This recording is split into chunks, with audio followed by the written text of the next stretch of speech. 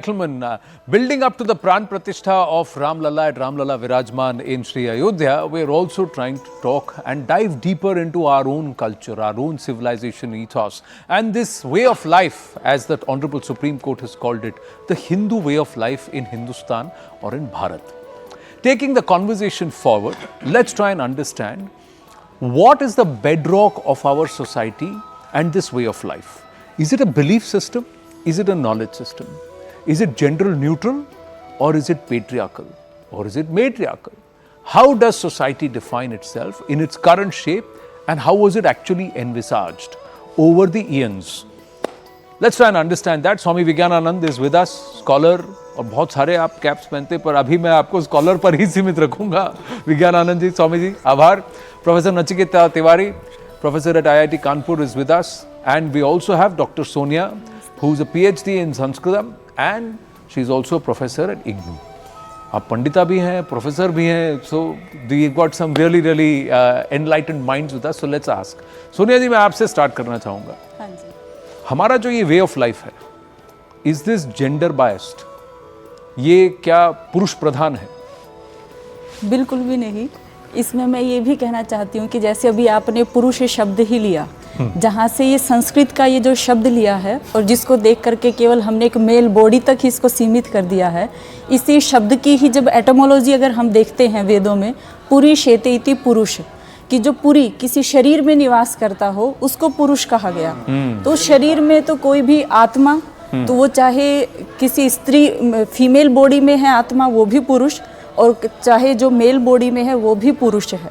तो आत्मा जिस शरीर में भी वास करे तो वो पुरुष हो जाता है. इस शरीर में पुरी में रहने वाला जो पुरी भी में है, रहने वाला, अच्छा, तो शरीर उसके लिए पुरी हो गया, घर हो गया. अच्छा, और जो भी ज्ञान परंपरा बोली गई है संस्कृत में, जहाँ पुरुष कह करके आया है, वहाँ पर वो उस एक चेतना जीवित उसके लिए कहा गया है.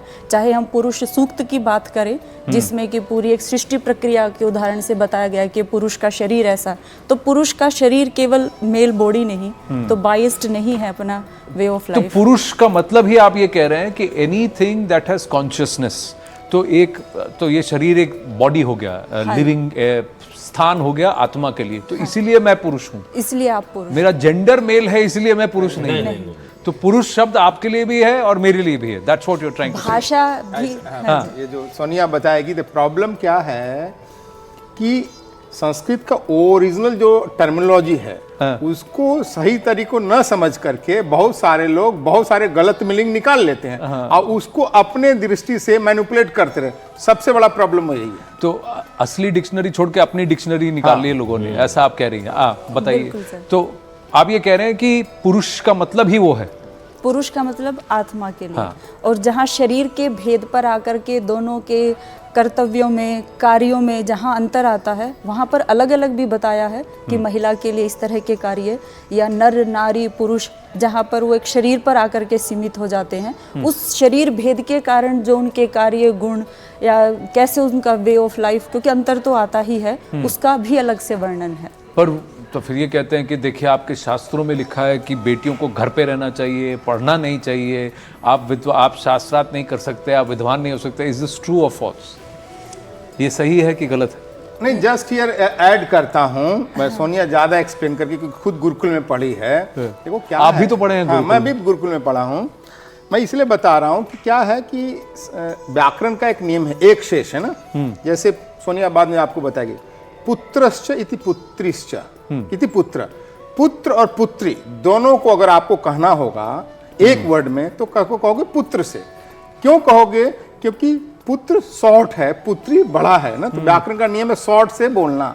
तो पुत्र हमारे संस्कृत में जहां पर भी आता है, तो वो इम्प्लाइड है कि उसमें पुत्री इंक्लूडेड है. तो it's not that it is only के मेल के, it's not the male, it's the संतान. हाँ, संतान के ऑफस्प्रिंग. कई बार कहते हैं, इंग्लिश में कह सकते हो ऑफस्प्रिंग के लिए, उसी के लिए. जैसे कई बार एक क्रिटिसिज्म होता है दैट शतपुत्रवती भव. तो बोलते हैं कि वो may you bear 100 sons. That translation is inaccurate because there the word पुत्र 100 children है. It's in context of 100 children. 100 children. इसका एक और चीज मैं बता, गांव में चले जाओ, कोलोकियल लैंग्वेज में, जो से मैंने देखा है, हम लोग के पिताजी वगैरह कभी अपनी बेटियों को बेटी नहीं बोलते थे, बेटा ही बोलते थे। बेटा ही बोलते थे। बेटा अभी भी पंजाब में पुत्र, सब नहीं, हाँ, पंजाब में पुत्र सभी बोलते जगह हैं। अभी भी बोलते हैं। उसका कंटेक्स्ट वही है कि उसके अंदर बेटी इम्प्लाइड है, अलग से नहीं है। उसको इसे- एस्टैब्लिश करने की हाँ, आवश्यकता नहीं है। नहीं है। लेकिन ये लोग जो आजकल इस तरह के जो हिस्टोरिकल कंटेक्स्ट में इसको ना समझते हैं, वो इस तरह की व्याख्या करने लगते हैं। पर आप गुरुकुल में पढ़ी हैं? हाँ, मैंने गुरुकुल में अध्ययन किया। शिक्षा तो एक ये भेदभाव होता है जो नॉलेज देने में कि आपको क्या सिखाया जाएगा और एक मेल को क्या सिखाया, मैं पुरुष नहीं बोलूंगा आपसे मेल को क्या सिखाया जाएगा, इसमें क्या डिस्क्रिमिनेशन होता है? डिस्क्रिमिनेशन आज वाला पक्षपात ये शब्द नहीं कहूंगी मैं। हाँ। मैं ये कहना चाहूंगी कि हाँ, दोनों के लिए अध्ययन क्षेत्र अवश्य अलग अलग होते हैं। हाँ। कि एक महिला को क्या पढ़ना चाहिए, उसके शरीर आधारित कुछ प्रायोरिटी अलग रहती हैं।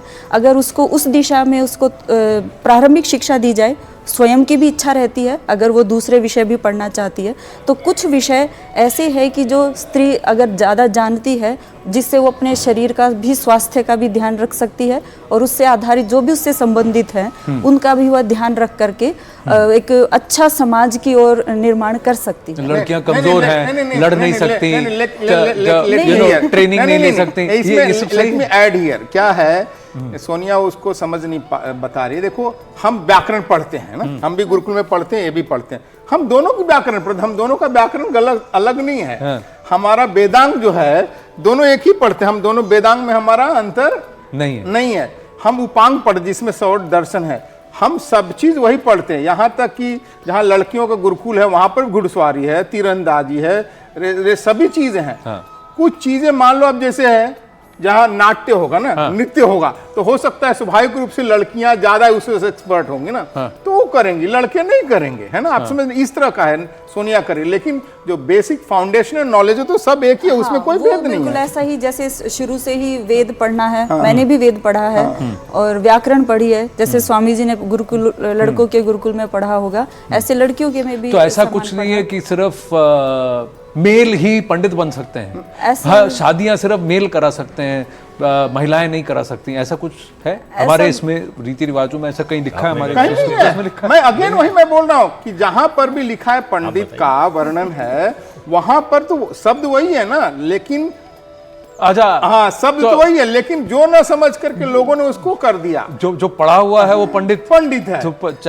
चाहे वो स्त्री हो या पुरुष है, वो सब करा सकते हैं। ये एक विशेषण बन जाता है उसका, जिसने अध्ययन कर लिया। अब वो जैसे कि हम कहते हैं दही जम गया कि दही जम गई, तो वो मेल और फीमेल होने से उस दही शब्द में अंतर नहीं आ रहा है, जो दूध चेंज होकर के दही तो दही है। ऐसे ही जिसने भी उस तरह की योग्यता प्राप्त कर ली है, वह पंडित है, वह संस्कार करा सकता है। तो कोई भी पंडिताई का काम, जिसको विवाह संस्कार भी मैं भी कराती हूँ। तो आप कराती हैं विवाह संस्कार? हाँ, वो भी कराती, कोई भी यज्ञ इत्यादि, इस तरह का कोई भी प्रतिबंध नहीं है कि केवल पुरुष ही कराए।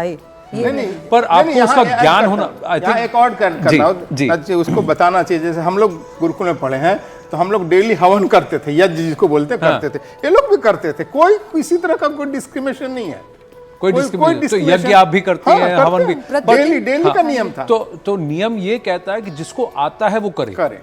हाँ जी, हाँ, वो आता और आती में भेदभाव नहीं है। ये तो केवल कम्युनिकेशन में आ गया है। हम